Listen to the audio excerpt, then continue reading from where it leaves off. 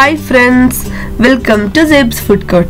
ഇന്ന് നമ്മൾ ഇവിടെ പൊറോട്ടയെ വെല്ലുന്ന ഒരു പൊറോട്ട പത്തിരിയുടെ റെസിപ്പിയാണ് കാണിക്കാൻ പോകുന്നത്.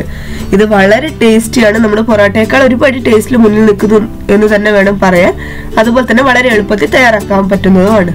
ഇനി നമുക്ക് ഇത് എങ്ങനെയാണ് തയ്യാറാക്കുന്നതെന്ന് നോക്കാം. ഇത് നമുക്ക് മൈദ മാത്രം ഉപയോഗിച്ചോ അല്ലെങ്കിൽ ആട്ട മാത്രം ഉപയോഗിച്ചോ മൈദയും ആട്ടയും ഒരുപോലെ നമുക്ക് ഇഷ്ടമുള്ള റേഷ്യോയിൽ ഉപയോഗിച്ചോ വേണമെങ്കിൽ തയ്യാറാക്കാം.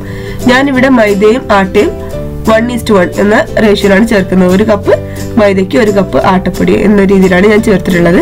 ഇതിലേക്ക് ഞാൻ 1.5 ടീസ്പൂൺ ഉപ്പും 1 ടീസ്പൂൺ പഞ്ചസാരയും ചേർത്ത് നന്നായി മിക്സ് ചെയ്ത ശേഷം 1 കപ്പ് തിളച്ച വെള്ളവും 1/4 കപ്പ് പച്ചവെള്ളവും ചേർത്ത് നന്നായിട്ടൊന്ന് കുഴച്ചെടുക്കണം.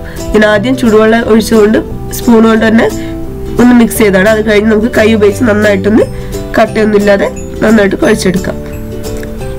ഇപ്പോൾ ഒരു വിധം കുഴച്ചെടുത്തിട്ടുണ്ട്. ഇനി നമുക്കിത് നന്നായിട്ട് ഒന്നുകൂടെ കുഴച്ചെടുത്ത ശേഷം ഇതുപോലെ നമുക്ക് നമ്മുടെ വിരലിൻ്റെ ഇടയിൽ വെച്ച് ഇതേപോലെ ബോൾസ് ആക്കി എടുക്കാം. ഞാനിപ്പോൾ ചെയ്ത പോലെ ചെയ്യുകയാണെങ്കിൽ നല്ല പെർഫെക്റ്റ് ബോൾസ് ആയിട്ട് കിട്ടും.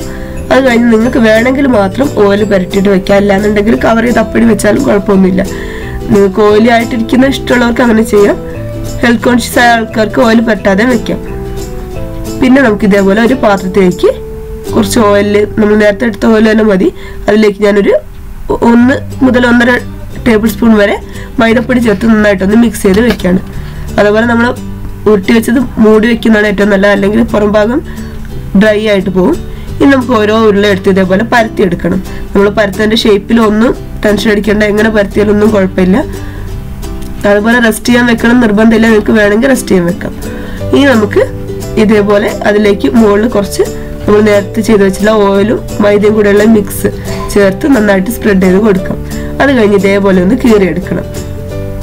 ഇനി നമുക്ക് ഞാനിവിടെ ചെയ്യുന്നത് ശ്രദ്ധിക്കണം. ഇതേപോലെ ഒന്ന് നമുക്കിത് റോൾ ചെയ്തെടുക്കണം. ഒരു കോൺ ഷേപ്പിലായിട്ട് കിട്ടണം.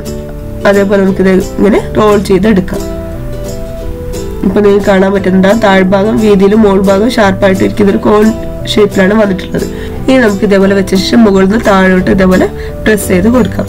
ഇപ്പൊ നമുക്ക് ഒരു ഉരുള റെഡി ആയിട്ടുണ്ട്. ഇനി ഇല്ലാന്നുണ്ടെങ്കിൽ കുറച്ചുകൂടെ ലെയർ കിട്ടണമെന്നുണ്ടെങ്കിൽ നമുക്ക് നേരത്തെ പോലെ തന്നെ കട്ട് ചെയ്ത ശേഷം കുറച്ചുകൂടെ ഇതേപോലെ കീറി കൊടുക്കാം.